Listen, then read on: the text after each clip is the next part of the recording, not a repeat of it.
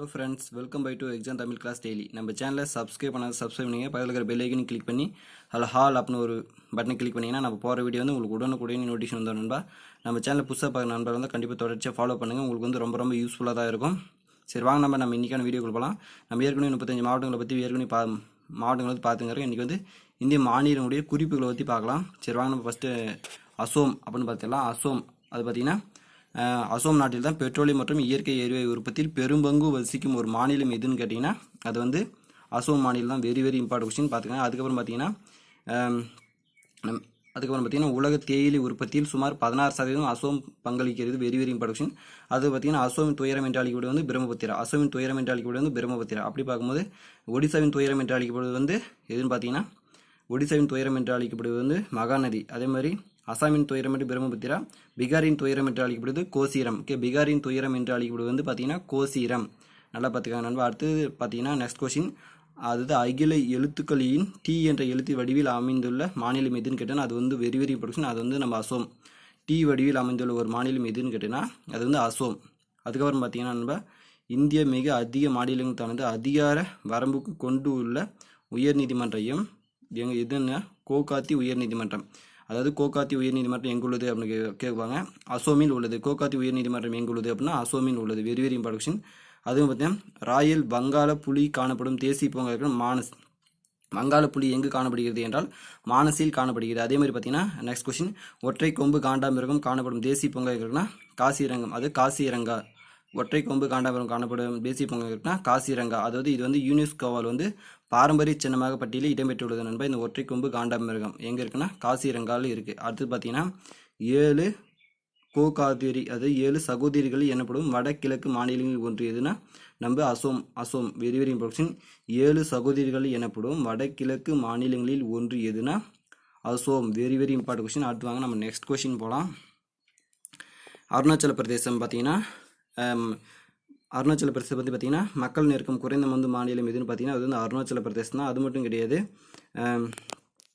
கிட்டத்தட்ட 600க்கும் மேற்பட்ட பூக்கள் வந்து எங்கே இருக்குன்னா அருணாச்சல பிரதேசத்தில் இருக்கிறதுனால அருணாச்சல பிரதேசம் வந்து ஆர்கிடெக்டுகளின் சொர்க்கம் என்று அழைக்கப்படுகிறது நண்பா. அடுத்து பார்த்தீங்கன்னா உதயசூரிய நாடு எனப்படும் இந்திய மாநிலம் வந்து எதுனா வெரி இம்பார்ட்டன்ட்.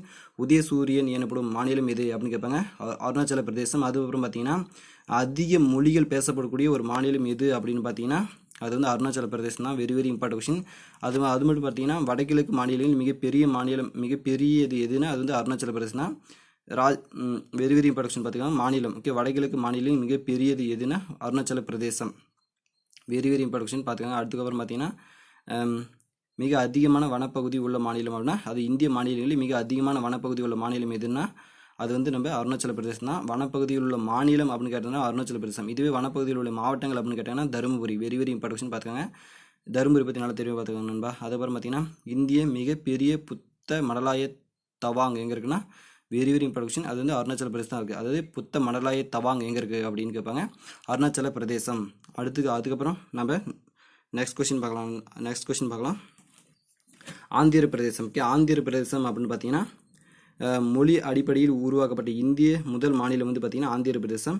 1953 வந்து அக்டோபர் 1 வந்து இது பிரிச்சுங்கிறாங்க. Very important question. Andhra Pradesh மொழிவாரியாக பிரிக்கப்பட்ட முதல் மாநிலம் Andhra Pradesh. Very important question.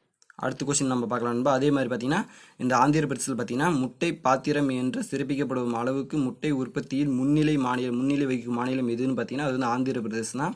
அதே மாதிரி முட்டை நம்ம மாவட்டம் பார்க்கும்போது நாமக்கல் மாவட்டத்தில் பார்க்கும்போது முட்டை உற்பத்தி அதிகமாக தான் இருக்குது.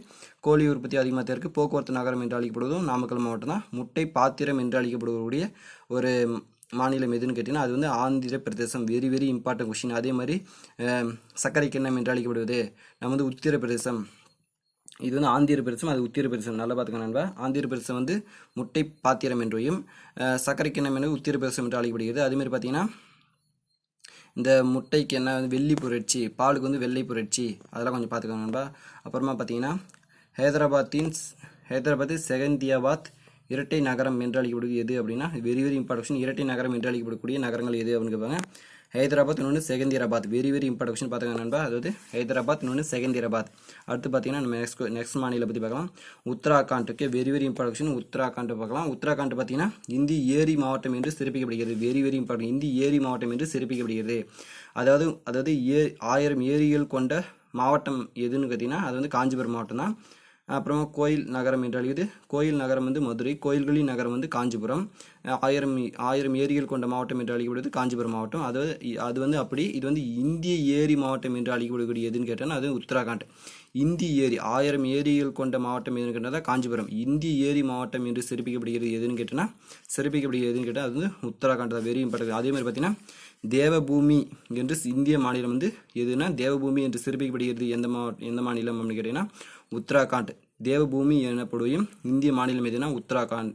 அதாவது உத்தராகண்ட். Very very important. அது பார்த்துக்கலாம். அதுக்கப்புறம் பார்த்தீங்கன்னா இந்தியாவின் சார் நண்பா அது கால் வந்துருச்சு. அதுக்கப்புறம் பார்த்தீங்கன்னா நெக்ஸ்ட் வந்து பார்த்தீங்கன்னா இந்தியாவின் முதல் தேசிய பூங்கா வந்து ஜம்மு கார்பெட் தேசிய பூங்கா. அதாவது இந்தியாவின் முதல் தேசிய பூங்கா ஜம்மு கார்பெட் தேசிய பூங்கா. Very very important question.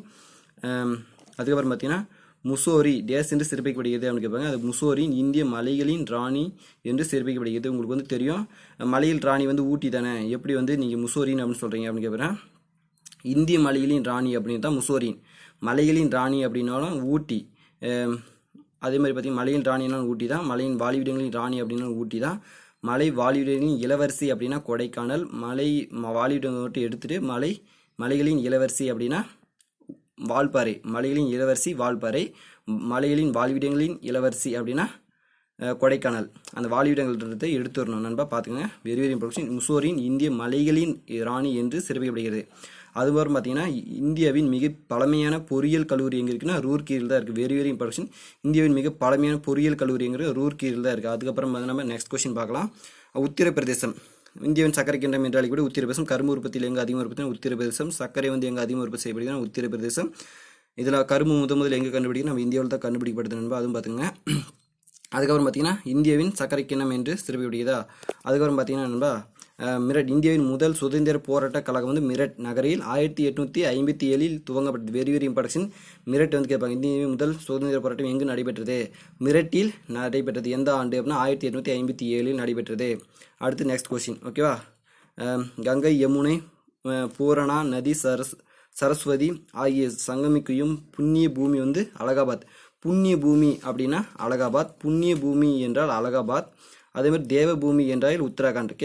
புண்ணிய பூமி என்றால் அலகாபாத். தேவபூமி என்றால் உத்தராகண்ட். நல்லா தெளிவாக பார்த்துக்கோங்க. அதுக்கப்புறம் பார்த்தீங்கன்னா இந்தியாவின் மிக அதிக மாநிலங்களுடன் எல்லை பகிர்ந்து கொள்ளும் மாநிலம் எதுனா அது வந்து உத்தரப்பிரதேசம். அது வெரி வெரி இம்பார்ட்டன்ட். அதாவது இந்தியாவின் மிக அதிக மாநிலங்களுடன் எல்லையை பகிர்ந்து கொள்ளும் மாநிலம் எதுனா உத்தரப்பிரதேசம். நெக்ஸ்ட் கொஸ்டின் பார்த்தீங்கன்னா இந்தியாவின் முதல் பெண் முதல்வர் யாருன்னா சுதேச கிருபாலனி. இந்தியாவின் முதல் பெண் முதல்வர்னா சுதேச Kripalani. Very very important question. Next question. இந்தியாவின் முதல் பெண் முதல்வர் யாருன்னா சுதேசன் கிருபாலனி இல்லையா. அதுக்கப்புறம் பார்த்தீங்கன்னா லோக்சபா ராஜ்யசபா இடங்களிலிருந்து அதிக இடங்களை பெற்றுள்ள ஒரு மாநிலம் எதுன்னு பார்த்தீங்கன்னா அது வந்து உத்தரப்பிரதேசம். லோக்சபா ராஜ்யசபா இடங்களில் கொண்ட மாநிலம் எதுன்னு கேட்டீங்கன்னா உத்தரப்பிரதேசம். அடுத்து நெக்ஸ்ட் கொஸ்டின் பார்க்கலாம். அதாவது பத்திரிகை. இந்திய மிக அதிகமான பத்திரிகை வெளியிடப்படும் மாநிலம் எதுன்னு கேட்டிங்கன்னா அது வந்து நம்ம உத்தரப்பிரதேசம் தான். Very very important. பத்திரிகைகள் வெளியிடப்படும் மாநிலம். அது வந்து பத்திரிகை சுதந்திரம் வந்து 19. விதி வந்து 19. பத்திரிகை சுதந்திரம் வந்து பார்த்தீங்கன்னா விதி 19. இது வந்து பார்த்தீங்கன்னா நம்ம அரசியலமைப்பில் 4வது தூண் என்று அழைக்கப்படுகிறது. அதெல்லாம் பார்த்துக்கணும் நண்பா. அடுத்து நம்ம வாங்க ஒடிசா மாநிலத்தை பார்க்கலாம். ஒடிசா அப்படின்னு பார்த்தீங்கன்னா ஃபஸ்ட்டு கொஸ்டின் வந்து பார்த்தீங்கன்னா என்டர்டெய்னிங் பண்ணிக்கிறேன் நண்பா. அது பார்த்தீங்கன்னா ரூஇக்கெலா உருக்கு ஆலை தொழிற்சாலை எங்குள்ளது அப்படின்னா அது ஒடிசாவில் தான் இருக்குது. அது வந்து பார்த்தீங்கன்னா ஒடிசாவின் துயரம் என்று அழைக்கப்படுவது வந்து மகாநதி. ஒடிசாவின் துயரம் என்று அழைக்கப்படுவது மகாநதி. இந்த உருக்கு ஆலை தொழிற்சாலை அப்படின்னு பார்த்தீங்கன்னா வச்சுக்கோங்க, இந்த ஆலைகளில் இளவரசர் என்று அழைக்கப்படும் எதுனா இரும்பு உருக்கு தொழிற்சாலை அப்படின்னு சொல்லுவாங்க நண்பா. அது பார்த்துக்கோங்க. அரசன் என்று அழைக்கப்படும் சொல்லுவாங்க. அடுத்து நெக்ஸ்ட் கொஸ்டின் பார்த்தீங்கன்னா ஒடிசாவின் துயரம் என்று மகாநதி இல்லையா, அதே மாதிரி பார்த்துக்கோங்க நண்பா. அதே மாதிரி பார்த்தீங்கன்னா இந்தியாவின் கோவில் நகரம் புவனேஸ்வருக்கு. இந்தியாவின் கோவில் நகரம் என்று புவனேஸ்வருக்கு. இந்தியாவின் கோவில் நகரம் அப்படின்னு கேட்டால் மட்டும்தான் புவனேஸ்வர். கோவில் நகரம் அப்படின்னு கேட்டாங்கன்னா மதுரை மட்டும்தான். கோவில் நகரம் என்று அழைக்கப்படுகிறது அப்படின்னு கேட்டால் மதுரை. இந்தியாவின் கோவில் நகரம் என்ன புவனேஸ்வர். கோயில்களின் நகரம் என்றனா காஞ்சிபுரம். Very very important. அதெல்லாம் கன்ஃபியூஷன் பண்ணிக்காங்க. இதெல்லாம் இது மாதிரி கொஸ்டின் தான் நம்ம வந்து ஈஸியாக கன்ஃபியூஷன் ஆயிருங்க. நல்லா தெளிவாக பார்த்துக்காங்க நண்பா. அதாவது மறுபடியும் நான் சொல்கிறேன். கோவில் நகரம், அதாவது இந்தியாவின் கோவில் நகரம்னா புவனேஸ்வர். இந்தியா இது இங்கே குறிச்சிங்க பாருங்கள். இந்தியாவின் கோவில் நகரம் வந்து புவனேஸ்வர். கோவில் நகரம்னா மதுரை. கோயில்களின் இந்த ரெண்டு சேர்த்து சொன்னால் கோயில்களின் நகரம் அப்படின்னா காஞ்சிபுரம். ஏரி அது மாதிரி பார்த்தீங்கன்னா 1000க்கும் மேற்பட்ட ஏரி எங்கே இருக்குன்னா, ஏரிகள் எங்கே, ஏரி குளங்கள் எங்கே வெட்டப்பட்டிருக்குன்னா காஞ்சிபுரத்தில் வெட்டப்பட்டிருக்கு. அதே மாதிரி இந்தியாவின் ஏரி மாவட்டம் என்று அழைக்கக்கூடிய வந்து உத்தராகண்ட். இந்தியாவின் ஏரி மாவட்டம் என்று அழைக்கிறது உத்தராகண்ட். இந்தியா அப்படின்னு சேர்த்தனாவே வேறு டிஃப்ரெண்ட்டாக வந்து ஆன்சர் கேட்குறாங்க அப்படின்னு வந்து ஞாபகம் வச்சுக்கோங்க. அப்புறம் இந்தியாவின் கோவில் நகரம் என்று புவனேஸ்வரா. நெக்ஸ்ட் கொஸ்டின் கருப்பு அப்படின்னு பார்த்தீங்கன்னா, இந்த கருப்புன்னு பார்த்தீங்கன்னா கிருஷ்ணகிரி வந்து பார்க்கலாம்ப்பா. கிருஷ்ணகிரி மாவட்டத்தை பார்த்தீங்கன்னா கருப்பு மலை என்று கிருஷ்ணகிரி வந்து அழைக்கப்படுகிறது. கிருஷ்ணகிரி என்றால் மலை என்று பொருள். அதை பார்த்துக்கோங்க. இந்த கொஷின் வந்து அந்த இது இல்லை, சம்திங் இல்லை, இந்த கருப்புன்ற ஒரு வார்த்தை வந்ததுனால எனக்கு ஞாபகம் வந்துச்சு, உங்களுக்கு சொன்னேன், தெரிஞ்சுக்கோங்க. இந்தியாவின் மிகப்பெரிய ஏரி வந்து சில்கா ஏரி. இந்தியாவின் மிகப்பெரிய ஏரி சில்கா ஏரி. Very very important question. சரி, ஓகே நண்பா, இந்த வீடியோ வந்து உங்களுக்கு கண்டிப்பாக ரொம்ப யூஸ்ஃபுல்லாக இருந்திருக்கும் நான் நினைக்கிறேன். அப்படி யூஸ்ஃபுல்லாக இருந்துச்சுன்னா லைக் பண்ணுங்கள், ஷேர் பண்ணுங்கள், கமெண்ட் பண்ணுங்கள். உங்கள் ஃப்ரெண்ட்ஸ்க்கு வந்து இது வந்து ஷேர் பண்ணுங்க நண்பா. இப்போ வந்து எல்லா எக்ஸாம் டைம் வந்துருச்சு, எல்லாம் வெறித்தனமாக படிப்பீங்க. அதனால தான் என்டர்டெய்னிங் பண்ணி ரொம்ப முக்கியமான கொஷின்லாம் வந்து நான் வந்து உங்களுக்கு வந்து குறித்து வச்சு சொல்கிறேன். இது வந்து என்னுடைய வாய்ஸ் கால் மூலமாக நான் வந்து சொல்லுவேன். வீடியோ எடுக்காமல் வாய்ஸ் கால் மூலமாக நான் வந்து உங்களுக்கு வந்து சொல்லுவேன். ஆனால் அதுக்கு வந்து நீங்கள் வந்து அப்படி சொல்லலாமா, வீடியோ எடுத்து போடலாமா அப்படின்னு சொல்லிட்டு எனக்கு கமெண்ட் பண்ணுங்கள் நண்பா. சரி, ஓகே நண்பா, நம்ம சேனலை வந்து சப்ஸ்கிரைப் பண்ணாத சகோதரர்கள் வந்து நம்ம சேனலை வந்து சப்ஸ்கிரைப் பண்ணிக்கோங்க. உங்கள் ஆதரவுக்கு மிக்க நன்றி நண்பா.